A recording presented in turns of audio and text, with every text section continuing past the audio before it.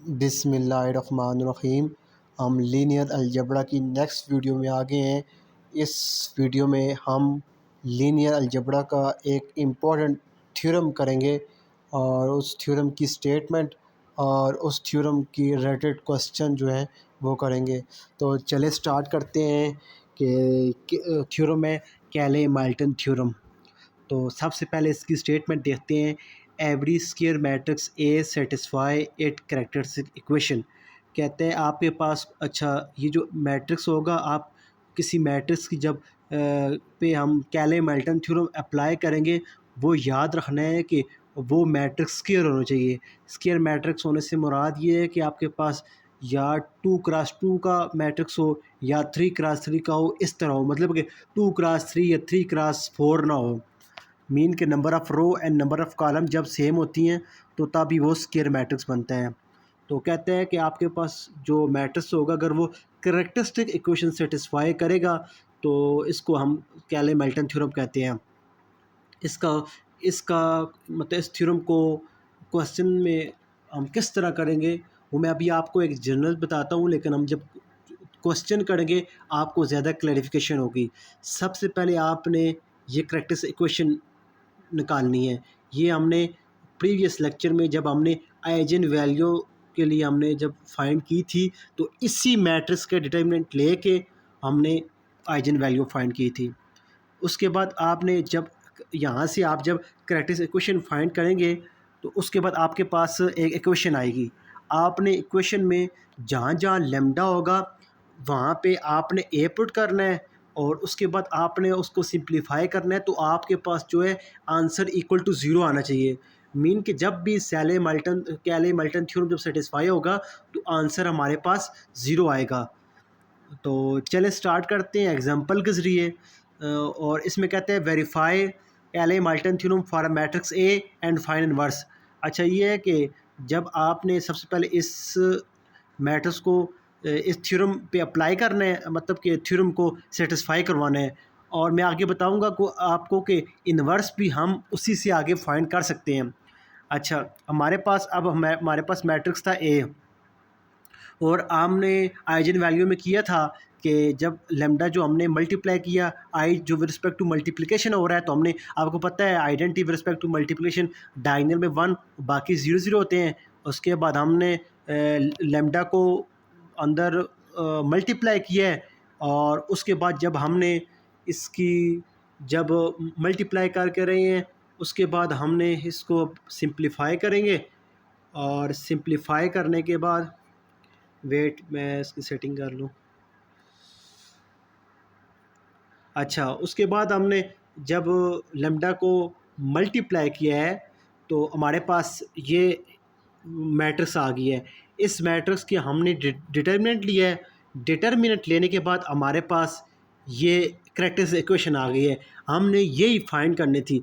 जब characteristic equation आ जाए उसके बाद नेक्स्ट स्टेप आपने करना ये है कि लेमडा की जगह ए पुट करना है और उस इक्वेशन को ज़ीरो को इक्वल कर देना है।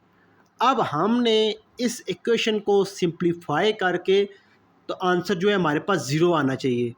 तो अब आप इस इक्वेशन पे देखें, हमें जो है वो सबसे पहले ए स्क्वायर फाइंड करना है, फिर ए को 4 से मल्टीप्लाई करना है, फिर आइडेंटिटी को 5 से मल्टीप्लाई करना है, तो आपके पास आंसर ज़ीरो होना चाहिए। सबसे पहले हम ए स्क्वायर फाइंड करते हैं। आपको मल्टीप्लिकेशन मैट्रिक्स की आती होगी, यहाँ से हमने मल्टीप्लाई किया, ये आंसर आ गया। अब हमने, अच्छा ये जो हमारे पास इक्वेशन है ना, अब हम लेफ़्ट हैंड साइड ले रहे हैं। हम लेफ़्ट हैंड साइड लेंगे, राइट साइड ज़ीरो है तो हमारे पास ज़ीरो आ जाएगा। तो ए स्क्वायर की हमारे पास वैल्यू ये आ गई, -4 ए की वैल्यू हमारे पास ये आ गई, -5 आ गया। आइडेंटिटी की वैल्यू आपको पता है ये है। अब आपने 4 के साथ अंदर मल्टीप्लाई किया, ये आ गया, 5 के साथ मल्टीप्लाई किया, ये आ गया। उसके बाद इन तीनों को जब आप माइनस करेंगे आपके पास जो है मैट्रिक्स 0 0 आ गया है। अगर यहाँ पे 0 0 ना आता तो हमारा जो है वो कैले-माल्टन थ्योरम सेटिस्फाई नहीं होता। तो उसके बाद हम करते हैं।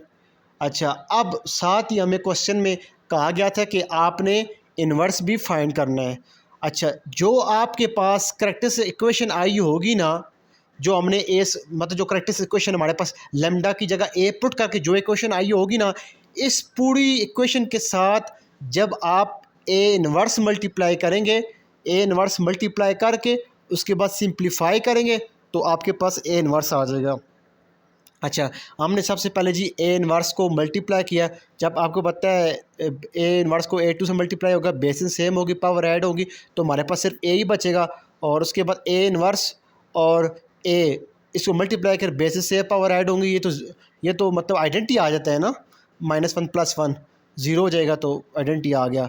उसके बाद जब 5 के साथ ए इन्वर्स मल्टीप्लाई होगा तो आइडेंटिटी तो हम यहाँ से रिमूव कर सकते हैं, क्योंकि अभी यहाँ पे उसका रोल नहीं रहा। उसके बाद हमने अभी इन्वर्स की वैल्यू फाइंड करनी है, तो इन दोनों को हम जो है दूसरी साइड ले गए हैं।